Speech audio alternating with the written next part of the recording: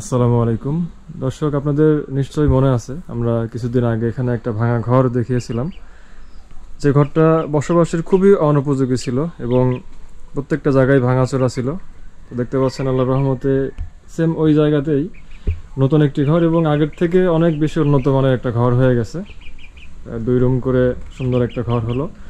নিচে যে পাকা করাটা দেখতে পাচ্ছেন এটা মূলত আমাদের পক্ষ থেকে না, যাদের ঘর তারাই কোনো একভাবে ব্যবস্থা করেছেন। তো বিস্তারিত একটু আমরা শুনবো। আসসালামু আলাইকুম। ওয়ালাইকুম আসসালাম। ভালো আছেন আপনি? হ্যাঁ ভালো আছি বাপ।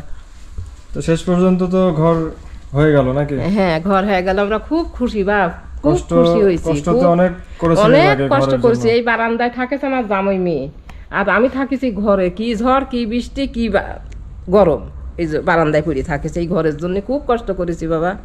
তো সবকিছু কিন্তু আল্লাহ ব্যবস্থা করে। হ্যাঁ সবকিছু আল্লাহ ব্যবস্থা করে। চেষ্টা করে এই যে আপনাদের সমস্যাটা দেখেছিলাম, এরপরে পদক্ষেপ নেওয়া। আসলে টাকা কিন্তু একজন দেয়নি, অনেক মানুষ মিলে টাকা পয়সা। তোমার জন্য দোয়া করি, যারা দেশে যা বাবা বাপেরা, তার জন্য আমি খুব দোয়া করি বাবা। আমি খুব শান্তি পাইছি এই ঘর দেখি। দেশের মধ্যে অনেকে আছেন, আবার বেশিরভাগই দেশের বাইরে থাকেন। আমাদের কার্যক্রম দেখে তারা আমাদের সাথে যুক্ত হয়ে টাকা পয়সা দেয়, সেগুলো দিয়ে আপনাদের কাজগুলো হয়। হ্যাঁ হ্যাঁ হ্যাঁ বুঝেছি বাবা, তার জন্য দোয়া করি। হ্যাঁ সবার জন্য দোয়া করি। হ্যাঁ দোয়া করবেন। হ্যাঁ সবার জন্য দোয়া করি। দর্শকদের দেখাই যে এই পাশে একটা রুম করা হয়েছে। এই রুমটা একটু লম্বার উপরে, খুব বেশি বড় না হলেও খুব সুন্দর একটা রুম হয়েছে আর কি। এদিকে আসলে বর্ষার সময় একটু পানি ওঠে, যার কারণে ওনারা পাকা করে একটু উঁচু করে নিয়েছেন। এই সহযোগিতা ওনাদের আত্মীয় স্বজনের মাধ্যমে হয়তো ওনারা পেয়েছেন, যতটুকু আমি জানতে পারলাম। এদিকে এখনো দরজা লাগানো হয়নি, কারণ ওনাদের হচ্ছে স্টিলের যে এক পাল্লার দরজা সেটা লাগানোর ইচ্ছা। আমরা যে দরজাগুলো দিয়ে থাকি সেটা মূলত কাঠের দরজা হয়, ওইটা অ্যাডজাস্ট হবে না। এখানে একটু বড় করে দরজাটা ওনারা রাখছেন। খুব সুন্দর প্রাকৃতিক পরিবেশ। এই পাশে দেখতে পাচ্ছেন যে বাগান। সুন্দর একটা ঘর হয়ে গেল। আশা করি ওনাদের এই জীবন দশায় আর কখনো ঘর নিয়ে টেনশন করতে হবে না। প্রত্যেকটা জিনিসই খুব ভালো মানের, বিশেষ করে সিমেন্টের খুঁটিগুলা, তারপরে যে কাঠগুলা ব্যবহার করা হয়েছে, তারপর উপরের যে টিনগুলা, প্রত্যেকটা জিনিসই খুব ভালো মতো দেওয়া হয়েছে। এবং ওনারা এই যে নিচে যে পাকা করলেন, হ্যাঁ এটা কি আপনাদের জুলুম হয়ে গেল কিনা, সহযোগিতা কিছু? মেলা জুলুম হয়ে গেছে বাবা। লাতি ছাবাল শ্বশুর বাড়িতে 20,000 টাকা আনিছিল, তা হাওলাত করি সেই ধার দেনা করে করলেন? হ্যাঁ ধার দেনা করে করলাম। অনেক টাকা লাগেছে। নিচে পাকা করার কারণ কি, যে এখানে বর্ষার সময় হ্যাঁ বর্ষার সময় পানি উঠে যায়, আর মাটির ডোয়া তো থাকবে না, মাটির ডোয়া থাকবে না। ওই জন্য আমরা খুব কষ্ট হলেও এটা করি, ধার দেনা করি এগুলি করেছি। জি জি বুঝতে পারছি। তো আপনাকে আমি একটু বলি যে আপনাদের জন্য কত টাকা ব্যবস্থা করেছিলাম, আর কত টাকা খরচ হলো, কত টাকা বেঁচে গেছে, এগুলো একটু আপনাকে জানাই। আর কারা কারা টাকা পয়সা দিয়েছে তাদের নামগুলো একটু বলি। আমাদের কাজের স্বচ্ছতা রাখার জন্য এই কাজটা আমরা করে থাকি আর কি। তো আপনাদের যে ঘরটা করা হলো, এখানে ক্যালিফোর্নিয়া USA থেকে আমাদের একজন বোন, উনি 30,000 টাকা দিয়েছিলেন। লন্ডন থেকে একজন বোন 20,561 টাকা দিয়েছেন। জর্জিয়া থেকে একজন আপা 10,000 টাকা দিয়েছেন, উনি নাম প্রকাশ করতে চান না। মাসুদা আপা আমেরিকা থেকে 5,000 টাকা দিয়েছেন। কাইসার জাহান আপু USA থেকে 12,054 টাকা দিয়েছেন। আবু সাইদ ভাই বাহরাইন থেকে 1,000 টাকা দিয়েছেন।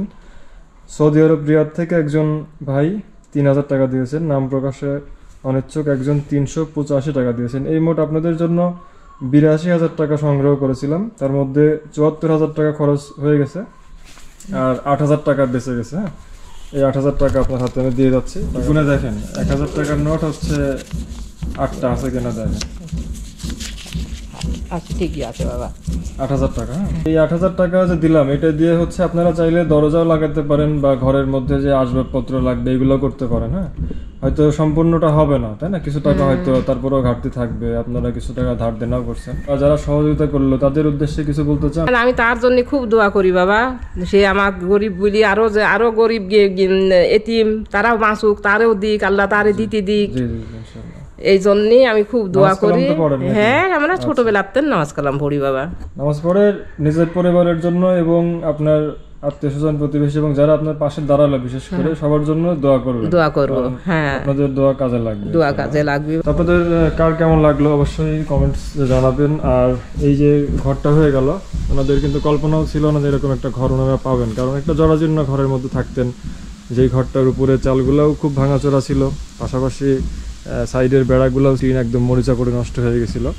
তো তো সেখান থেকে মেঝে পাকা করে ধারে পাকা করে যে সুন্দর একটা ঘর হয়ে গেল, সম্পূর্ণ আসলে আপনাদের সহযোগিতাই হলো, আমাদের প্রচেষ্টাই। তো আমরা ধারাবাহিকভাবে এরকম কাজ আরও চলমান রাখতে চাই, আপনারা অবশ্যই আমাদের সাথে যুক্ত থাকবেন। তো আজকের মতো আসি, যদি আমি কিছু টাকার ব্যবস্থা করতে পারি এসে আমি দিয়ে যাবেন স্যার, চেষ্টা করে দেখি একটু ব্যবস্থা করা যায় কিনা, কারণ আসবাবপত্রটা বেশি জরুরি এবং দরজাটা আর একটা চৌকি একটা ফ্যানেরও দরকার বাবা, সামনে গরম কিছুই নেই। হ্যাঁ ফ্যান হয়তো আরো 2 মাস পরে হলো সমস্যা নেই, হ্যাঁ তা তো, কিন্তু চৌকিটা বেশি, চৌকি তারপরে আপনার আলনা দেন আর টেবিল দরজা এগুলো বেশি গুরুত্বপূর্ণ।